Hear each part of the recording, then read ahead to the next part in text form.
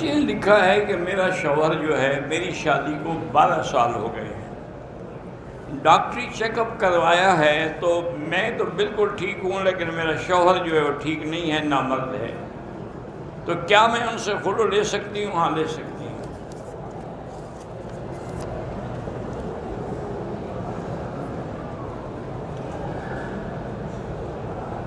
ہم کسی ٹیم کے ساتھ پیسے لگا کے اگر پیسے دونوں طرف سے ہوں تو پھر وہ حرام ہے۔ ایک طرف سے ہوں کہ جیت گئے تو ہم انعام دیں گے، وہ جائز ہے۔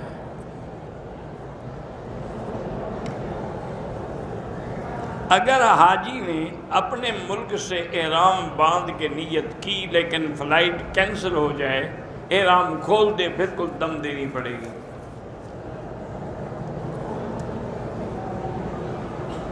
اگر کوئی آدمی 15 گھنٹے ٹرین میں سفر کر رہا ہے، دوران سفر سو گیا، احترام ہو گیا، اب گھر جا کر غسل کرے یا ٹرین میں؟ اگر ٹرین میں حمام ہے تو فوراً غسل کرے تاکہ نمازیں پڑھے، یہ تو نہیں کہ گھر جائے اور 15 گھنٹے لگ جائیں۔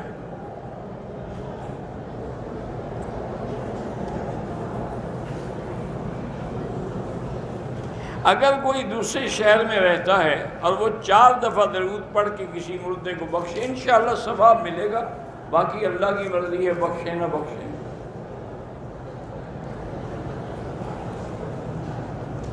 ہم ناروے میں رہتے ہیں، ہمارے ایک عزیز کے بیٹے اور بیٹی نے غیر مسلم سے شادی کی ہے، ان کی اولاد بھی ہے، بہرحال وہ شادی نہیں ہے، وہ گناہ ہے بلکہ کفر ہے۔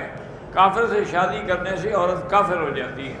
وہ اسلام میں آئیں، دوبارہ کلمہ پڑھیں، توبہ کریں، استغفار کریں، آپ 2 رکعت پڑھ کے ان کے لیے دعا مانگیں۔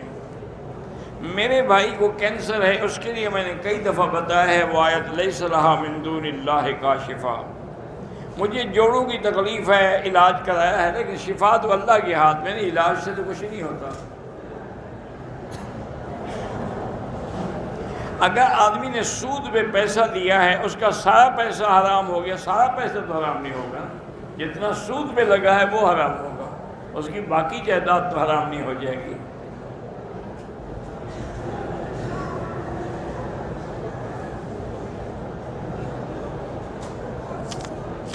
کہتے ہیں جی کہ حضور نے فرمایا ہے کہ جو کافروں میں رہتے ہیں میں ان سے بری ہوں۔ مراد یہ ہے کہ ایسے ملک میں جہاں اسلام پہ عمل کرنا مشکل ہو۔ باقی تمہیں دیوبند والوں سے تکلیف ہے تو تکلیف محسوس نہ کرو، ان کے تو مدرسے میں 6000 طالب ہیں، تو وہاں کون سی ان کو تکلیف ہے کہ وہ دین پہ نہیں چل سکتے؟ اور اس ملک میں 25 کروڑ مسلمان ہیں، یہ تو اب لڑائیاں ہو جاتی ہیں، اللہ معاف کرے بچائے، ان پر تو کوئی اعتراض نہیں کہ وہاں کیوں مدرسہ بنایا ہے۔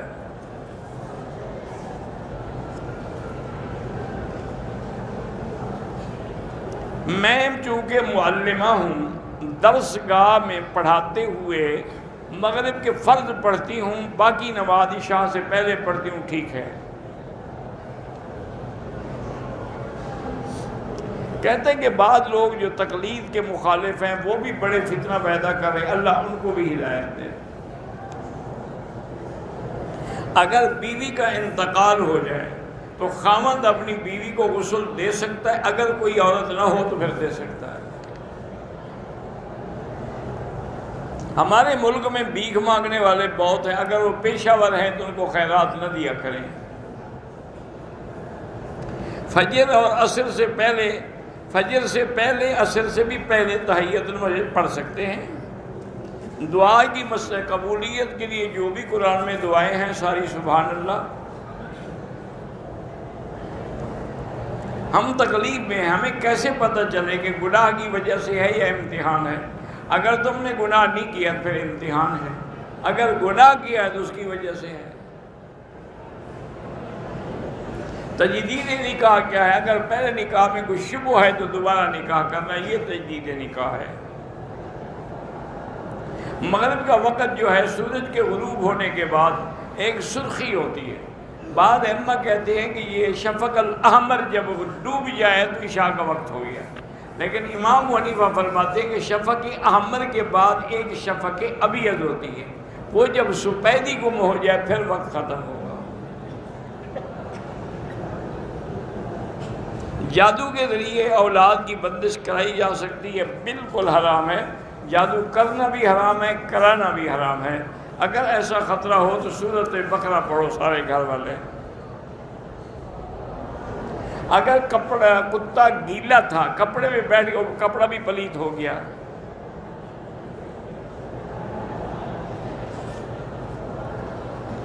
میری دوست ہے، بیوہ ہے، وہ کہتے ہیں میں دوسری شادی نہیں کرنا چاہتی چونکہ میری تمنا ہے کہ میں جنت میں بھی اپنے اسی پہلے خاوند کے ساتھ رہوں۔ تو ٹھیک ہے، اچھی بات ہے۔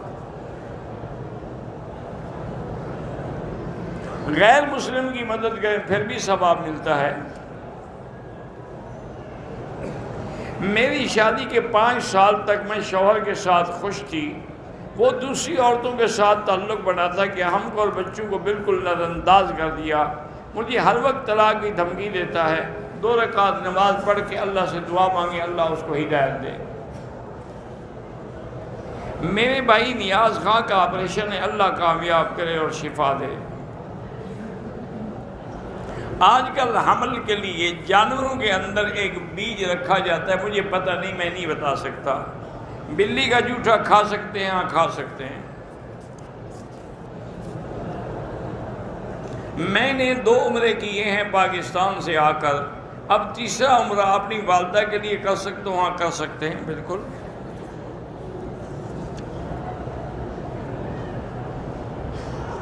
پاکستان میں جو نمازیں قضا ہوئی تھی وہ پوری قضا کریں گے، جو قصر قضا ہوں گی وہ قصر قضا کریں گے۔ اگر کوئی زندہ شخص ہے، معذور ہے، اس کے لیے بھی آپ عمرہ طواف کر سکتے ہیں۔ میرا بیٹا ہے، پڑھتا ہے، اللہ کامیاب کرے۔ میرے اوپر کفیل نے کیس کیا ہوا ہے، اللہ تبارک و تعالی حق والوں کی مدد کرے۔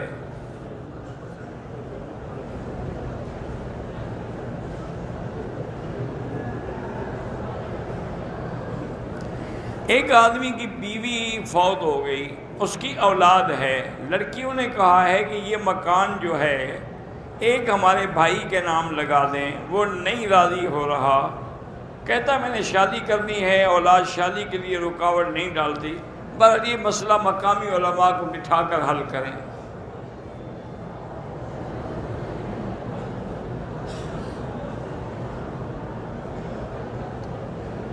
میں نے بیوی کو کہا کہ اگر تم نے خالہ سے بات کی تو طلاق ہے۔ بیوی نے کہا 2 طلاق تو باقی رہ گئی نا، ایک تو گویا کہ ہو گئی، لیکن اس سے طلاق نہیں ہو، اگر وہ بات کرے تو پھر ہوگی۔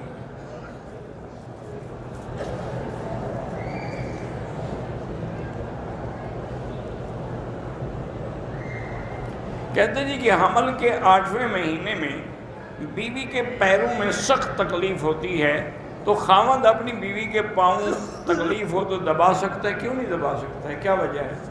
وہ تمہارے پاؤں دبا سکتی ہے، تم کیوں نہیں دبا سکتے ہو؟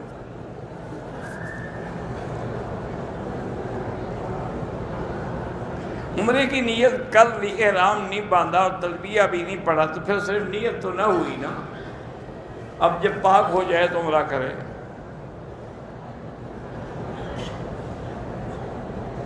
جن لوگوں کو جدے سے واپس کر دیا گیا تو وہ دم بھی دیں گے اور سر بھی منڈائیں گے۔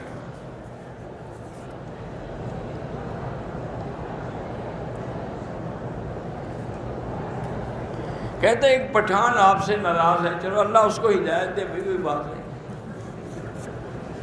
اب ہر بندہ تو راضی نہیں ہو سکتا نا۔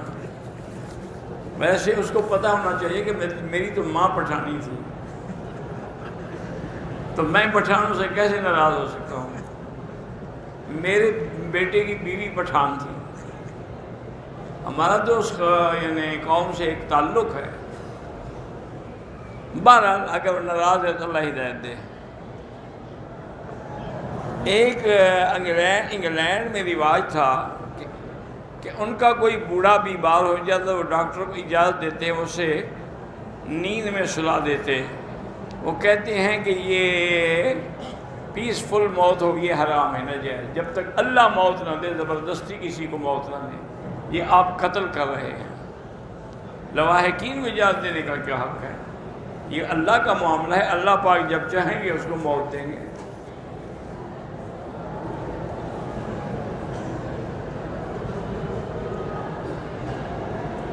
بہرحال اگر عورت کو لیکوریا ہے، کبھی نہیں آتا، تو پانی نہ آئے اور عصر کے بعد مغرب تک نہیں، تو عصر کے وضو سے مغرب ہم بالکل پڑھ سکتی ہے۔ ویسے بھی وہ ایک وضو سے اگلی نماز تک وقت گزار سکتی ہے۔ نماز جنازہ میں اگر امام ایک سلام پھیرے تو میں ایک کی بھی اجازت ہے، دو کی بھی اجازت ہے۔ اگر بیوی علیحدہ گھر مانگے اور ساس یا سسر نہ دیں تو شوہر کے بس میں ہو تو دے لے، اور نہ ہو تو مجبوری ہے۔ بیوی کی مرضی کے بغیر شوہر دوسری شادی کر سکتا ہے۔ میری بیوی میرا اور بچوں کا خیال تو رکھتی ہے لیکن نماز کی پابندی نہیں کرتی۔ سب سے بڑا گناہ تو نماز ہے، کیونکہ بعض ائمہ کے نزدیک نماز چھوڑنے والا اب مرد ہو یا عورت وہ کافر ہو جاتا ہے۔ جب کافر ہو گیا تو نکاح ہی نہ رہا، اس کو بہت توبہ کرے، استغفار کرے اور پابندی کرے۔ بیر شفا کے بارے میں کیا شفا ہے اور کیا عقیدہ رکھا جائے؟ لڑکی کے والدین راضی ہیں، لڑکے کے والدین راضی نہیں ہیں تو بہرحال استخارہ کرو، اگر خیر ہو تو شادی کرو ورنہ نہ کرو۔ میں ڈرائیور روز سفر میں ہوتا ہوں، آپ جب تک سفر میں رہیں گے نماز قصر پڑھیں گے، چاہے ساری زندگی سفر میں ہو۔ آپ دیکھا نہیں بحری جہاز میں جو ملازم وہ 6 مہینے سفر میں ہوتے ہیں۔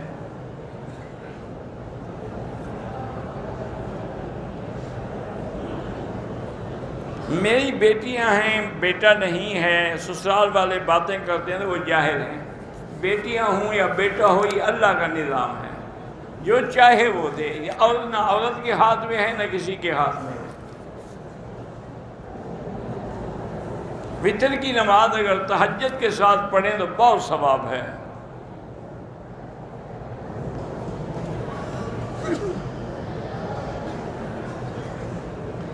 بہرحال کہتے ہیں کہ میری عمر جو ہے وہ تو 28 سال ہے، 3 بچے بھی ہیں، شادی کو 10 سال ہو گئے، لیکن اب میں بیوی کے حقوق ادا نہیں کر سکتا، تو اپنا علاج کراؤ۔ 28 سال کا آدمی تو جوان ہوتا ہے۔ آمین زور سے کہیں تب بھی جائز ہے، لیکن افضل یہ ہے کہ آہستہ کہیں۔ 3-4 گھنٹے کے بعد حل کرایا تو کچھ خیرات کر دیں، 10-20 ریال۔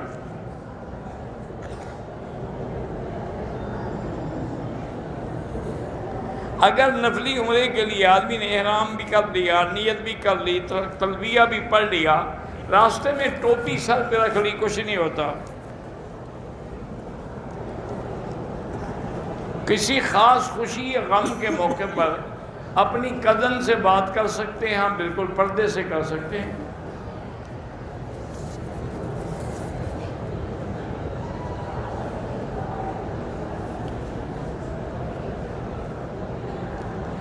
والدہ کو عمرہ کروا رہا تھا، ان کی طبیعت خراب ہو گئی، عمرہ مکمل نہ کر سکے، طواف کو 3 چکر لگائے، واپس ہوٹل چلے گئے۔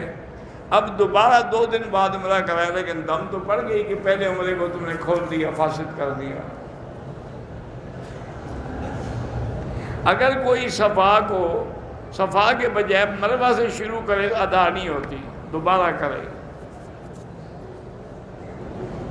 نمازی کے آگے نہ گزریں۔ اگر کسی کو بد نظری عورتوں کو دیکھتے دیکھتے طواف میں بھی احتلام ہو جائے تو باہر نکل جائے، غسل کرے اور توبہ کرے۔ ہندوستان مہاراشٹر میں اجتماع ہے دین کا، اللہ کامیاب کرے۔ عورتوں کا حجر اسود کو بوسہ دینا ضروری نہیں ہوتا ہے، دور سے اشارہ کر دیں۔ عورت اگر خاوند کی بے عزتی کرے تو بہت بڑا گناہ ہے۔ طواف کی نفل جو ہے وہ نفل نہیں ہے، وہ واجب الطواف ہے۔ نفلی طواف بھی جب شروع ہو جائے تو واجب ہو جاتا ہے۔ عمرہ بھی زندہ کر سکتے ہیں۔ 12 ہم طواف مرنے اور 4 مرنے والے اور زندہ کے بالکل کر سکتے ہیں۔ اگر ہم نے 2 3 4 طواف اکٹھے کر دیے تو بعد میں 2 رکعت سب کی پڑھ لیں۔ بہرحال یہاں جو مرغی آتی ہے باہر سے اس کا کوئی اعتبار نہیں، البتہ جو مرغی سعودی عرب کی ہے یا مسلمان ملک کی وہ حلال ہے۔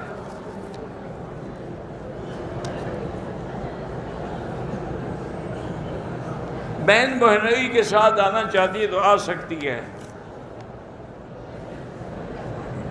اگر آدمی 2 رکعت والی نماز پڑھ رہا تھا، دونوں رکعتوں میں ایک ہی سورت پڑھی، کوئی حرج نہیں۔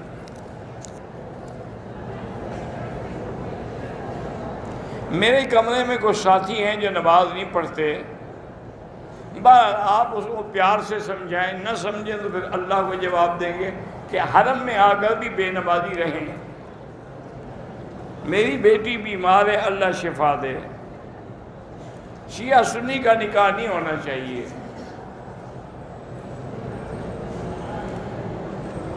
اگر کسی پہ دم لازم ہے، ادھر نہیں دیا، پاکستان سے جا کر بھی پیسے بھیج کے کرا سکتا ہے۔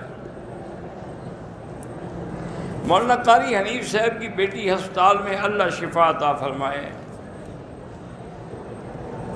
طواف کے بعد 2 رکعت اگر ہم حتیم میں پڑھ لیں بالکل ٹھیک ہے۔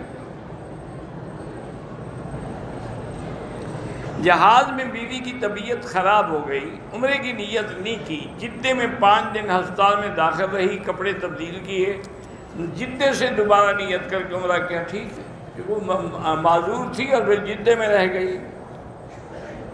میرے بچے حافظ قرآن ہو رہے ہیں الحمدللہ، اللہ کامیاب کریں، ان کو کہیں کہ رب اشرح لی صدری کی آیت پڑھا کریں۔ کوئی آدمی منشیات کا کاروبار کرتا ہے، ان کے پیسوں سے عمرہ کرتا ہے، حرام مال سے عمرہ کرو تو قبول نہیں ہوتا۔ بیوی کے شوہر پہ حقوق یہ ہیں کہ شوہر اس کی عزت کی حفاظت کرے، اس کے خاندان نفقے کا انتظام کرے، بیوی کے خاوند کی فرما برداری کرے، اور خاوند جو حکم دے تعمیل کرے، گھر میں نہ ہو تو اس کی عزت کی حفاظت کرے۔ میرا لڑکا جرمن پڑھنے جانا چاہتا ہے، جا سکتا ہے۔ میری شادی 8 سال ہو گئے، اولاد نہیں ہے، چیک اپ کرائیں پھر دعا کریں۔ خانہ کعبے پہ کسی کا نام لکھنا بالکل منع ہے۔ مرد عورت ساتھ نماز پڑھ سکتے ہیں، اگر برابر ہوں گے تو نماز نہیں ہوگی، یا عورت آگے ہو پھر بھی نماز نہیں ہوگی۔ عصر کی نماز کے بعد مدینہ شریف میں ریاض الجنہ میں نماز پڑھ سکتے ہیں؟ نہیں پڑھ سکتے، کیونکہ لا صلاۃ بعد العصر حتی تغرب الشمس، حضور کی حدیث ہے کہ عصر کے بعد نماز نہیں جب تک سورج نہ ڈوب جائے۔ میں نے عمرہ کیا، حلق ایک طرف تھوڑا کیا تو کیا دم اگر ٹک لگائے ہیں تو دم لاگو ہوگی۔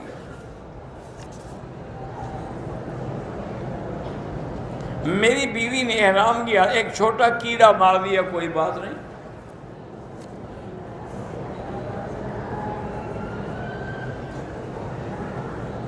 بہرحال 50 طواف کرنے سے فضیلت آئی ہے بعض احادیث مبارک میں۔ 40 نمازیں اسی طرح، یعنی ہر نماز جماعت کے ساتھ ادا کرے مسجد نبوی کے اندر۔ 3 بھائی ہیں، اولاد نہیں ہے، اللہ پاک ان پر رحم کرے، وہ بہرحال ٹیسٹ بھی کروائیں، علاج بھی کروائیں۔ میں نے طواف کیے ہیں، بعد میں جو واجب ہے وہ نفل پڑھ کے پڑھی ہے، کوئی حق نہیں، ادا ہو گئی۔ قرآن پاک کی آیت جو ہے وہ لکھ کے گلے میں، علماء کے نزدیک قرآن کی آیت جائز ہے۔ اگر حیض کی حالت میں طلاق دی جائے ہو جاتی ہے، دینے والا گناہگار ہے کہ حیض میں اس کو طلاق نہیں دینی چاہیے تھی، لیکن یہ نہیں ہے کہ طلاق نہیں ہوگی۔ 3 طلاقیں اگر ہوں تو وہ بھی 3 شمار ہوں گی۔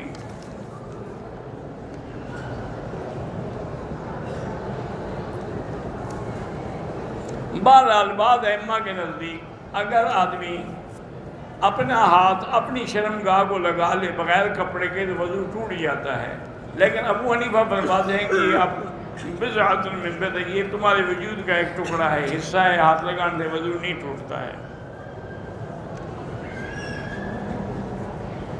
یہی تو میں کہہ رہا ہوں کہ جب ہم غسل کرتے ہیں، پہلے وضو کرتے ہیں، پھر جسم پہ پانی بہاتے ہیں صابن، تو ہاتھ تو لگتا ہی ہے، کوئی حرج نہیں۔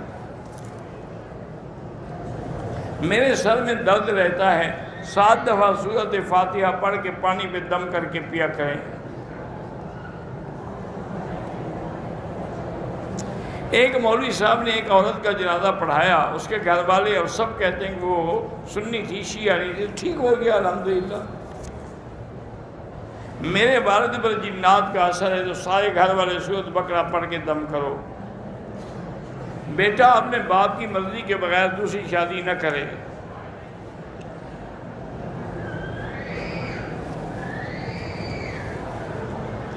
لڑکا اور لڑکی عمرے پہ آئے ہیں، ان کے سرپرست چاہتے ہیں کہ حرم میں نکاح ہو، تو پہلے وہ اپنی ایمبیسی میں جائیں، وہاں ان کو فارم ملے گا، وہ فارم پر کریں گے، تصدیق کر کے دیں گے، پھر حرم میں آ کے کسی بھی عالم سے پڑھا سکتے ہیں۔ میری بیوی حیض کے ساتھ ہے، اپنی بیمار ماں کو طواف، جب حرم میں آ نہیں سکتی تو بیمار ماں کو طواف کیسے کرائے گی؟ اس کا تو حرم میں آنا بھی منع ہے۔ قیامت کے دن باپ کے نام سے پکارا جائے گا۔ احرام کے حال جوتے پہنے رکھے، کوئی حرج نہیں۔ میں نے 2 مرتبہ عمرہ کیا، گنج کرائی، اب مزید عمرہ کرنا چاہتا ہوں، بال ہوں نہ ہوں اس طرح پھروائیں، دوسرے کی طرف سے بھی کر سکتے ہیں۔ بیوی سے اور خاندان والوں سے چھپا کے دوسری شادی کر سکتے ہیں، تمہاری مرضی ہے، تمہیں 4 کی اجازت ہے۔ ایک طواف کی عشاء کا وقت ہو گیا، طواف پورا نہیں ہوا، تو اب دوبارہ وہ طواف مکمل کریں ابتدا سے۔ طواف کے دوران 4تھے یا 5ویں چکر میں حتیم میں نماز نہیں پڑھ سکتے جب تک طواف مکمل نہ ہو جائے۔ اگر طواف کے بعد 2 رکعت پڑھنے میں تاخیر ہو جائے کوئی بات نہیں ہے، واللہ اعلم۔ اللہم صلی علی سیدنا محمد وعلی آل سیدنا محمد کما صلیت علی ابراہیم وعلی آل ابراہیم فی العالمین انک حمید مجید۔ لا الہ الا اللہ الحلیم الکریم، سبحان رب العرش العظیم، الحمدللہ رب العالمین، لا الہ الا اللہ الملک الحق المبین، لا الہ الا اللہ العظیم الحلیم، لا الہ الا اللہ رب العرش الکریم، لا الہ الا اللہ رب السماوات ورب الارض ورب العرش الکریم۔ اللہم انک ملیک مقتدر، ما تشاء من امر یکون، اللہم اسعدنا فی الدارین، اللہم اقض عنا الدین، اللہم کن لنا ولا تکن علینا وانصرنا علی من بغى علینا، اللہم کن بنا رؤوفا رحیما ولا تجعلنا شقیا ولا محروما۔ یا اللہ بیماروں کو شفا عطا فرما، یا اللہ ہماری ظاہری باطنی روحانی جسمانی بیماریاں دور فرما، یا اللہ بے حیاؤں کو حیا عطا فرما، یا اللہ بے اولادوں کو اولاد صالح عطا فرما، جن کے گھروں میں بچیاں ہیں ان کو خیر کے رشتے نصیب فرما، یا اللہ بے روزگاروں کو روزگار عطا فرما، قرض داروں کے قرض عطا فرما، یا اللہ پوری دنیا میں جہاں مساجد ہیں مدارس ہیں ان کی حفاظت فرما، یا اللہ حرمین الشریفین کی قیامت تک حفاظت فرما، یا اللہ مسلمان جس ملک میں ہیں، فلسطین میں ہیں، کشمیر میں ہیں، ہندوستان میں ہیں، برما میں ہیں، روہنگیا میں ہیں، عرب میں ہیں، عجم میں ہیں، افغان میں ہیں، ان کی جان مال آبرو عزت کی حفاظت فرما۔ یا الہ العالمین ہمیں مانگنا بھی نہیں آتا، بغیر مانگے عطا فرما، یا اللہ اپنے خزانہ غیب سے رزق کے دروازے کھول دے، یا من خزائن رزقہ فی قول کن امن فإن الخیر عندک اجمع، مالی سوا کریل بابک حیلتن وغیر ذت فأی باب اقرع۔ اللہم ربنا آتنا فی الدنیا حسنۃ وفی الآخرۃ حسنۃ وقنا عذاب النار، وصلی اللہ تعالی علی